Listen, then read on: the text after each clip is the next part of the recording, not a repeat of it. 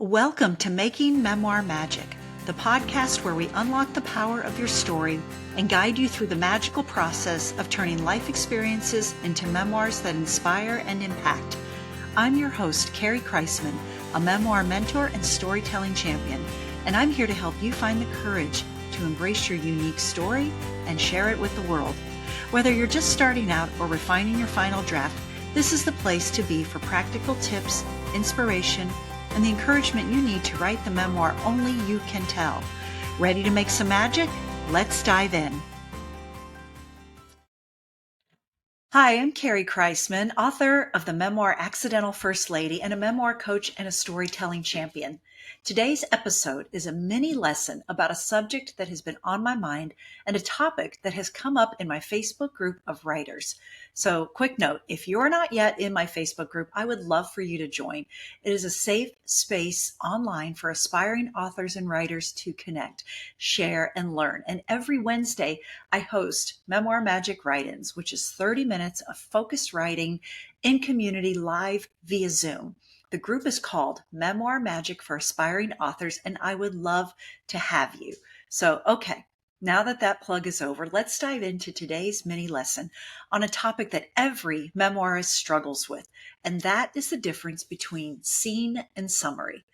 And I'm going to tell you why mastering it will make your story unforgettable. So if you have ever felt like your memoir was flat, or that your readers might not feel your story, then this is exactly why you need to learn the difference between writing summaries and writing scenes. So in this podcast episode, I'm going to give you practical tips and concrete examples so that you can start writing scenes that breathe life into your memoir. So let's start with the basics. I'm going to tell you the difference between writing summaries and writing scenes. All right. Summary is when you tell readers what happened. It explains, reports, or condenses an event. So an example of a summary is, I was nervous about walking into the courtroom for the first time, or I realized my marriage was over, or the day that changed everything. So all of these are true. All of these are fine.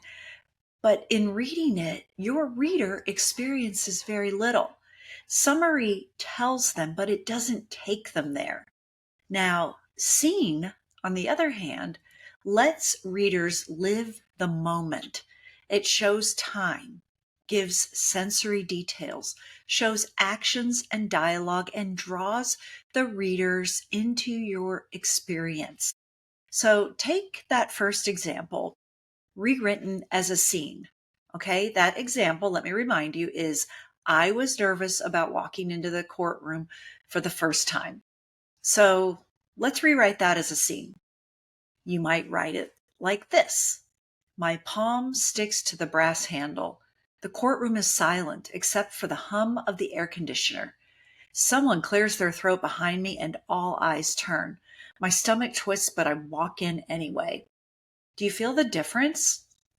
The scene isn't telling, it's showing. Your readers can breathe, feel, and see what you saw. So let's do another quick example.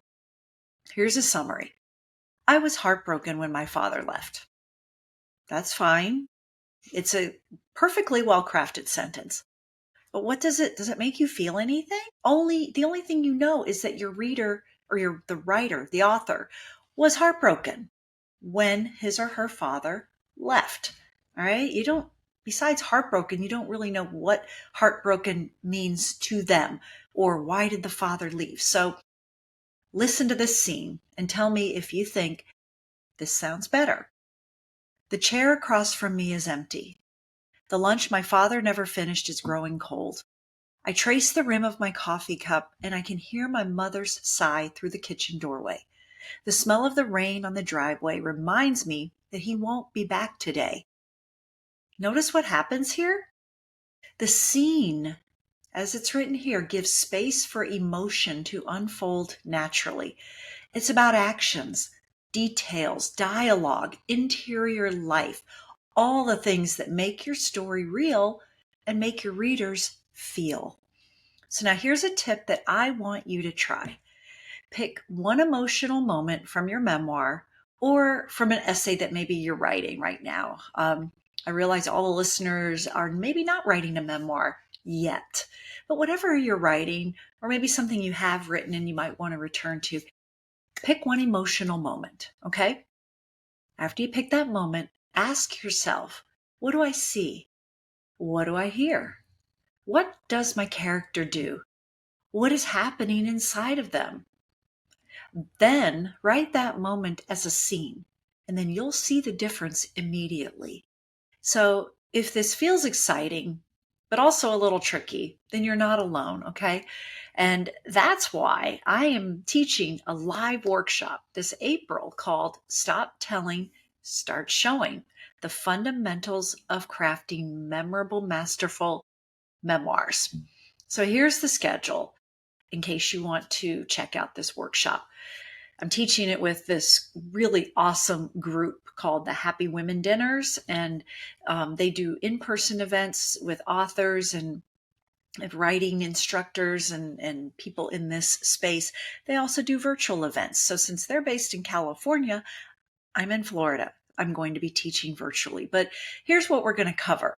Week 1, it's going to be on Wednesday nights or Thursday, April 2nd, 9th, and 16th, but you can click the link that I'm going to have in my bio and check it all out for yourself. But the first week, we're going to talk about what makes a scene, moving from summaries to stories.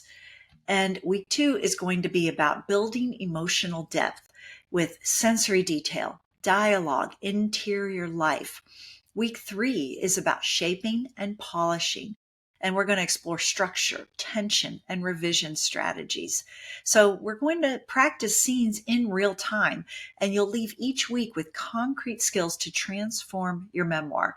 Early bird registration for that ends March 5th, and after that, the price goes up. So if you want to bring your story to life, not just tell it or summarize it, this workshop is for you.